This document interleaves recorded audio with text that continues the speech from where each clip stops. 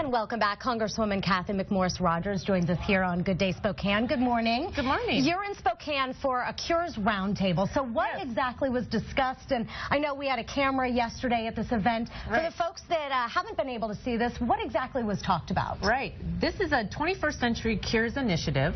It's a package of legislation that we started over a year ago working on. And it's really to accelerate the pace of new discoveries, new cures.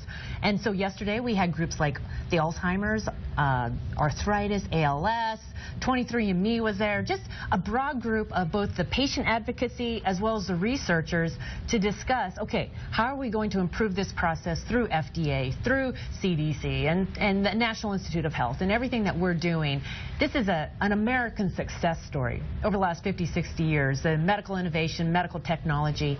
We want to keep it going. And some of the big concepts that were brought up is there's so many diseases, very little cures, and really the push to change that statistic. Right, right. So the package of legislation addresses clinical trials. It addresses trying to make that streamlined.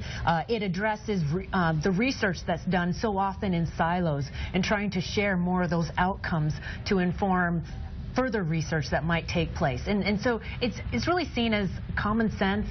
It's a bipartisan, but it's also really important to our economy. The role of medical innovation technology in growing our economy. I was really excited to hear about the research that is taking place right here in Eastern Washington, and not just the research but the companies then that take that research and do something with it. And so speaking of bipartisan vote, you voted to eliminate the sustainable growth rate, and really how will this affect local seniors, because we have a lot of seniors that watch our show in the morning and they're saying, how does this affect me and my family? Right. Well, this is also known as the doc fix. This is Medicare reimbursements to doctors and hospitals, which is really important, and they were facing a 21% cut. Everyone recognized that that was not acceptable. This has been long overdue. Fixing this, getting the formula right, and it again had, bipartisan support, but it puts Medicare on a more sustainable path, and it includes some reforms that we have long been advocating, and I'm hopeful that the Senate will take it up.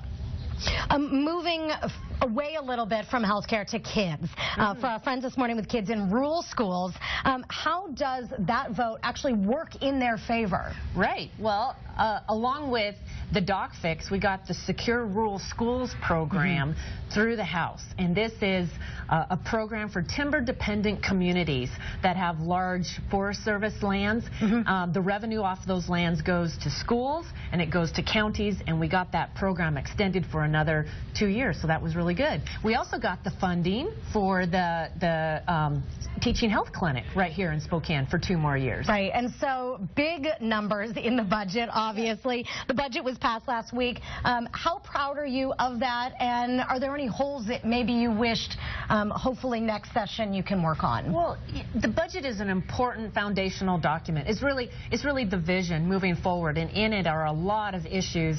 I believe the federal government needs to pass a budget. It's pretty basic, but we haven't been doing that in recent years. And it's important that the federal government is setting priorities, is living within our means. And so, for example, we prioritize defense spending at a time when we have more threats facing this country than ever. I thought that was really important. It balances. It doesn't raise taxes. It puts Medicare and Medicaid on a more sustainable path, which is also really important. So now we go to work on reconciling that with the Senate. We have just a couple of seconds left. What are you doing for Easter with your kids? Oh, we're going to have the family together. Both my parents and Brian's parents are all here in Spokane, and it's going to be fun to go hunt eggs with the kids. Very good. All right, thank you so much for joining us here this morning. And we're going to take a quick break, and we'll be right back here this morning on Good Day Spokane.